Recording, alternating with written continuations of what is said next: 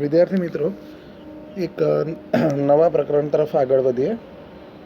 પ્રકરણ નંબર 9, સવર્ગ સંયોજનો અથવા તો સંકીર્ણ સંયોજનો. શરૂઆત કરીએ. બે કે તેથી વધારે સ્થાયી સંયોજનોના તત્વમિતીય ગુણોત્તરમાં કોમ્બિનેશન દ્વારા દ્વિક્ષાર બનતો હોય અને સંકીર્ણ સંયોજનો બને. આ દ્વિક્ષારને પાણીમાં ઓગાળો તો સંપૂર્ણપણે સાદા ઘટકો અથવા આયનોમાં એનું રૂપાંતર થઈ જાય. સંકીર્ણ સંયોજનોનું પાણીમાં વિયોજન થતું નથી. કાર્નેલાઇટ, મોહરનો ક્ષાર, પોટાશ એલમ એ દ્વિક્ષારના ઉદાહરણ છે, જે સંપૂર્ણપણે એના ઘટકોમાં વિઘટિત થઈ જાય છે. સંકીર્ણ સંયોજનોને જ્યારે પાણીમાં આયનીકરણ કરવામાં આવે ત્યારે આ પ્રકારે આયનીકરણ થાય, પણ જે ચોરસ બોક્સની અંદર રહેલા ઘટકો છે એનું વિયોજન થતું નથી. એનું એક ઉદાહરણ અહીંયા પણ દર્શાવેલું છે.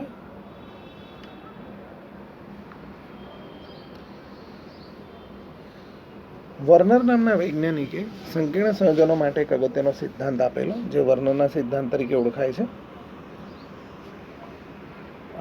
અને એ વર્નર નામના વૈજ્ઞાનિકને સવર્ગ સંયોજનોના બંધારણ અને પરમાણુના બંધારણ અંગે કાર્ય કરવા બદલ 1913માં નોબેલ પારિતોષિક પણ એનાયત થયું હતું. એમણે અનેક સવર્ગ સંયોજનો બનાવી સાદી પ્રાયોગિક પદ્ધતિ દ્વારા એ સંયોજનોના ભૌતિક અને રાસાયણિક ગુણધર્મોનો સ્ટડી કર્યો હતો, અને એના આધારે સવર્ગ સંયોજનો અંગે કેટલાક તારણો રજૂ કર્યા એમણે, જેને વર્નરના સિદ્ધાંત તરીકે ઓળખાય છે. એમાં સૌથી પહેલાં 1 મોલ કોબાલ્ટ ટ્રાયક્લોરાઇડ અને 6 મોલ એમોનિયાની મદદથી એમણે આવું એક સંયોજન બનાવ્યું, CuNa36Cl3, જેના આયનીકરણથી CuNa363+ અને 3Cl- આયનો છૂટા પડ્યા. આમાં AgNO3 ઉમેરતા AgNO3માંથી છૂટો પડતો Ag+ એ આ કમ્પાઉન્ડમાંથી છૂટા પડતા Cl- આયન સાથે જોડાઈને 3 મોલ AgCl બનાવે છે. ટૂંકમાં આ સંયોજનના આયનીકરણથી કુલ 4 આયનો રિલીઝ થયા. એટલે કે આયનીકરણથી છૂટા પડતા ધન અને ઋણાયનનો ગુણોત્તર 1:3 થયો. એ જ રીતે CuCl3.5Na3 એને કમ્બાઈન કરીને આ પ્રકારનું એક સંયોજન બનાવ્યું, જેના આયનીકરણથી ધન અને ઋણાયનોની સંખ્યા 1:2 હતી.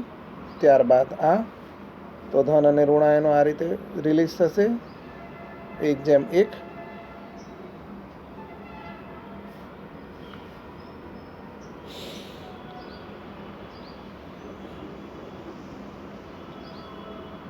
અહીંયા ધન અને ઋણાયનોની સંખ્યા 1:1. હવે આ લઈએ તો આયનીકરણથી એમાં કુલ એક જ ઘટક છૂટો પડે છે, જેમાં AgNO3 ઉમેરતા AgCl નહીં મળે, કારણ કે ચોરસ બોક્સની બહાર કોઈ Cl નથી. અને જ્યારે આ રીતે લઈએ CuCl3.2 એમોનિયા, તો કોઈ પણ પ્રકારની રિએક્શન આમાં થતી નથી. વર્નરે દર્શાવ્યું કે સવર્ગ સંયોજનોના મધ્યસ્થ ધાતુ આયન, સેન્ટ્રલ મેટલ એટમ જેને કહીએ છીએ, એ 2 પ્રકારની સંયોજકતા ધરાવે છે, પ્રાથમિક અને દ્વિતીયક. પ્રાથમિક સંયોજકતા એ સવર્ગ સંયોજનમાં રહેલા મધ્યસ્થ ધાતુ આયનના ઓક્સિડેશન આંક જેટલી હોય છે. જેમ કે આમાં Na3 માટે ઓક્સિડેશન નંબર 0, 1 ક્લોરીનનો -1 એટલે 3 ક્લોરીનનો -3 હોય, તો ન્યુટ્રલ કરવા માટે કોબાલ્ટ +3 જોઈએ, એટલે કે એની પ્રાથમિક સંયોજકતા +3 થશે. એ પ્રાથમિક સંયોજકતા એ આ ઋણાયનના કારણે અથવા તો કેટલીક વાર ચોરસ બોક્સની બહાર ડાબી બાજુએ કોઈ પોઝિટિવ આયન હોય એના કારણે પોસિબલ બનતી હોય છે. એટલે એમ કહેવાય કે પ્રાથમિક સંયોજકતા ઋણાયન અથવા ધનાયન દ્વારા સંતોષાતી હોય છે. જોઈએ દ્વિતીયક સંયોજકતા. સવર્ગ સંયોજનમાં મધ્યસ્થ ધાતુ આયનના સવર્ગાંકની સંખ્યાને દ્વિતીયક સંયોજકતા કહેવાય. દાખલા તરીકે આ સંયોજનમાં પ્રાથમિક સંયોજકતા +3 છે, પણ એની સાથે 6 Na3 જોડાયેલા છે. સવર્ગ સહસંયોજક બંધથી આ જોડાયેલા હોય એટલે એની દ્વિતીયક સંયોજકતા 6 છે. અહીંયા પણ પ્રાથમિક સંયોજકતા -1 અને -2 એટલે -3 સામે જાય તો +3, તો કોબાલ્ટ +3 અને દ્વિતીયક સંયોજકતા 5 Na3 અને 1 Cl એટલે 6 છે. એ જ રીતે અહીંયા પણ પ્રાથમિક સંયોજકતા 3, દ્વિતીયક સંયોજકતા 4 Na3 અને 2 ક્લોરીન એટલે 6. અહીંયા જોઈએ તો પ્રાથમિક સંયોજકતા +2 થશે, તમે ચેક કરો, એક પોટેશિયમ +1 અને એક સાયનાઇડ -1, અને એની દ્વિતીયક સંયોજકતા 6 સાયનાઇડ છે એટલે 6 થશે. જનરલી દ્વિતીયક સંયોજકતા લિગેન્ડ દ્વારા સંતોષાતી હોય છે, એટલે કે ચોરસ બોક્સમાં ધાતુ આયનની સાથે કાં તો ઋણાયન કાં તો તટસ્થ, ક્યારેક જ ધન આયન હોય છે, જેને આપણે લિગેન્ડ કહીએ છીએ. તો પ્રાથમિક સંયોજકતા આપણે વાત કરી એમ ધનાયન દ્વારા અથવા તો ઋણાયન દ્વારા સંતોષાય છે, અને દ્વિતીયક સંયોજકતા લિગેન્ડ દ્વારા સંતોષાય છે. આ પ્રકારે પ્રાથમિક સંયોજકતા દ્વારા જોડાયેલ ધનાયન કે ઋણાયન એ આયનીકરણથી છૂટો પડી જાય છે, અહીંયા દર્શાવેલું છે. એટલે કે પ્રાથમિક સંયોજકતા આયનીકૃત હોય છે, જ્યારે દ્વિતીયક સંયોજકતા દ્વારા જોડાયેલ લિગેન્ડ એ સંવર્ગ સંયોજનના આયનીકરણથી છૂટો પડતો નથી. એટલે કે દ્વિતીયક સંયોજકતા એ બિન આયનીકૃત હોય છે. દ્વિતીયક સંયોજકતા ધાતુ માટે નિશ્ચિત હોય છે. દાખલા તરીકે CuNa3,6Cl3 માં CO+3 હશે ત્યારે દ્વિતીયક સંયોજકતા 6 છે. CuNa3,4SO4 માં Cu+2 હોય ત્યારે દ્વિતીયક સંયોજકતા 4 હોય છે. એનું કારણ અસરકારક પરમાણવીય ક્રમાંક છે, ઇફેક્ટિવ એટમિક નંબર. સામાન્ય રીતે કોઈ પણ સવર્ગ હોય કે સંકીર્ણ સંયોજન એનો ધાતુ આયન ઈચ્છતો હોય કે એને ઇફેક્ટિવ એટમિક નંબર એટલે કે નિષ્ક્રિય વાયુ જેટલો એ ઇફેક્ટિવ એટમિક નંબર પ્રાપ્ત થાય. જો આવું થાય તો એ સંકીર્ણ સ્ટેબલ હોય. તો પહેલાં આપણે સમજવું પડશે ઇફેક્ટિવ એટમિક નંબર એ શું છે. તો સમજીએ. ધારો કે એક આ સંકીર્ણ સંયોજન લીધું છે CuNa3,6Cl3. એના માટે ઇફેક્ટિવ એટમિક નંબર નીચે પ્રમાણે આપણે દર્શાવી શકીશું. મધ્યસ્થ ધાતુ આયનનો ક્રમાંક, જેમ કે અહીંયા કોબાલ્ટ છે તો એનો 27 છે, માઇનસ એનો ઓક્સિડેશન આંક +3 છે, તો આપણે એને માઇનસ કર્યું, પ્લસ દ્વિતીયક અહીંયા 6 છે, મલ્ટીપ્લાય બાય 2 તો 36 આવ્યો. તો પરમાણુય ક્રમાંક 36 એકચ્યુઅલી ક્રિપ્ટોનનો હોય છે, એટલે કે આનો ઇફેક્ટિવ એટમિક નંબર નિષ્ક્રિય વાયુ જેટલો છે, મતલબ કે આ સંકીર્ણ સ્ટેબલ છે. એ જ રીતે ચલો આમાં જોઈએ CuNa3,4SO4 મધ્યસ્થ ધાતુ આયનનો પરમાણુય ક્રમાંક કોપરનો 29, એનો ઓક્સિડેશન આંક અહીંયા +2 છે, માઇનસ દ્વિતીયક સંયોજકતા 4 છે, મલ્ટીપ્લાય બાય 2, આન્સર આવ્યો 35. અહીંયા આ સંયોજનનો જે ઇફેક્ટિવ એટમિક નંબર છે, અસરકારક પરમાણુ ક્રિપ્ટોનના ઝેડ સુધી પહોંચી શકતો નથી, 36 સુધી નથી પહોંચી શકતો, પણ એની નજીક છે, એટલે આ સંયોજન પણ સ્ટેબલ તો હશે જ. સંવર્ગ સંયોજનોમાં ધાતુ આયનની પ્રાથમિક સંયોજકતા દિશાકીય નથી, પણ દ્વિતીયક સંયોજકતા દિશાકીય હોય છે, અને એના કારણે જ સંવર્ગ સંયોજનની ભૂમિતિ અથવા બંધારણ અથવા આકાર વાસ્તવમાં નક્કી થતો હોય છે. એના આધારે જો સંવર્ગાંક એટલે કે દ્વિતીયક સંયોજકતા 2 હોય તો આકાર રેખીય, સંવર્ગાંક 4 હોય તો આકાર સમચતુષ્ફલકીય અથવા તો સમતલીય ચોરસ, આ સંવર્ગાંક 6 હોય તો અષ્ટફલકીય હોય છે. કારણ કે જ્યારે લિગેન્ડ ધાતુ આયન સાથે સંવર્ગ સહસંયોજક બંધ બનાવે ત્યારે એવી રીતે ગોઠવાય જેથી એમની વચ્ચેના અપાકર્ષણ ન્યૂનતમ થાય, અને એના આધારે આ આકાર નક્કી થતો હોય છે, જે આપણે 11th VSEPR સિદ્ધાંતમાં પણ આ પ્રકારનું આપણે ભણેલા.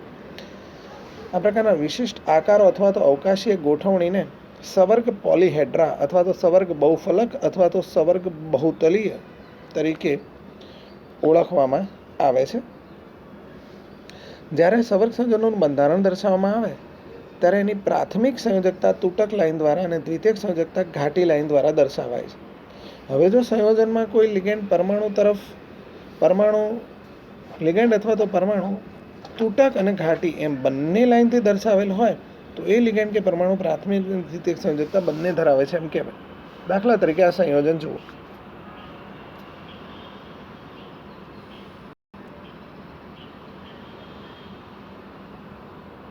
એમાં પ્રાથમિક સંયોજકતા તૂટક લાઇન દ્વારા દર્શાવેલી છે અહીંયા, અને દ્વિતીયક સંયોજકતા ઘાટી લાઈન દ્વારા.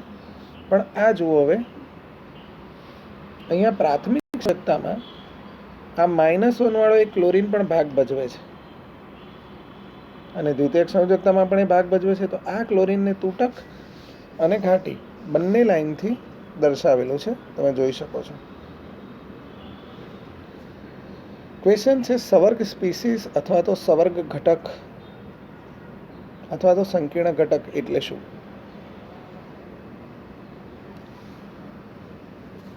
K4FeCN6માં પ્રાથમિક સંયોજકતાથી જોડાયેલ ધન આયન આયનીકૃત થઈ જાય પછી બચે છે FeCN6 4-.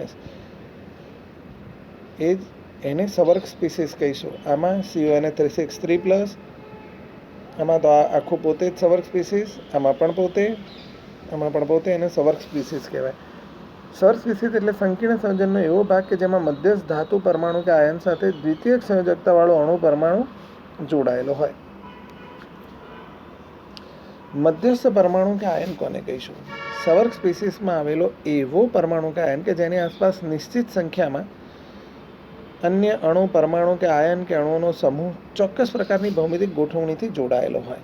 જેમ કે K4FeCN6માં FeCN6 3- Fe સાથે 6 સાયનાઇડ ચોક્કસ પ્રકારની ગોઠવણીથી જોડાયેલા છે કે જેના કારણે એને ભૌમિતિક આકાર નક્કી થાય છે. તો એ Fe+3 ને આપણે મધ્યસ્થ પરમાણુ અથવા તો આયન કહીશું. સામાન્ય રીતે સવર્ગ સ્પીસીસમાં રહેલ મધ્યસ્થ પરમાણુ કે આયન એ લુઈસ એસિડ તરીકે વર્તે, કારણ કે એ લિગેન્ડ ઇલેક્ટ્રોન યુગ્મ સ્વીકારશે, અને અણુ પરમાણુ કે આયન એટલે કે લિગેન્ડ ઇલેક્ટ્રોન ડોનેટ કરવાના છે, લુઈસ બેઝ તરીકે વર્તશે. એ રીતે જોઈએ તો CONH363+માં CO+3 મધ્યસ્થ આયન, NiCO4માં નિકલ મધ્યસ્થ પરમાણુ, PTNH3+Cl2માં Pt+2 એ મધ્યસ્થ પરમાણુ તરીકે વર્તે છે. તો વિદ્યાર્થી મિત્રો, આટલી વસ્તુ આપણે અહીંયા જોઈ લીધી છે. વર્નનનો સિદ્ધાંત આપણે જોયો, એમાં 2 મુખ્ય સંયોજકતાઓ જોઈ, પ્રાથમિક અને દ્વિતીયક સંયોજકતા. પ્રાથમિક અને દ્વિતીયક સંયોજકતા. પ્રાથમિક સંયોજકતા ધન કે ઋણાયન દ્વારા સંતોષાય, જે અહીંયા આપણે જોયું, અને દ્વિતીયક લિગેન્ડ દ્વારા સંતોષાય.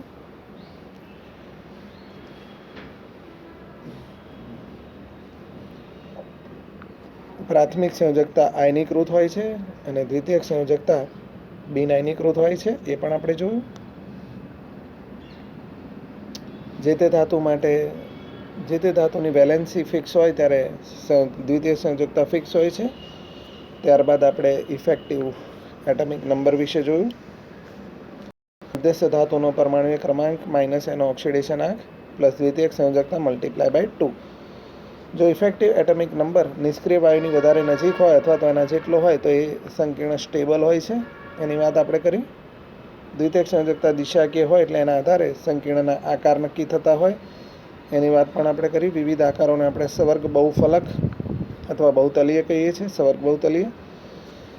પ્રાથમિક સંયોજકતા તૂટક લાઇનથી અને દ્વિતીયક સંયોજકતા ઘાટી લાઇનથી બતાવીએ છીએ. કોઈ પરમાણુ બંને સંયોજકતાથી જોડાયો હોય તો બંને લાઇન દર્શાવીએ છીએ. ત્યારબાદ આપણે સવર્ગ સ્પીસીસની વાત કરી, મધ્યસ્થ પરમાણુ અથવા આયનની પણ આપણે વાત કરી.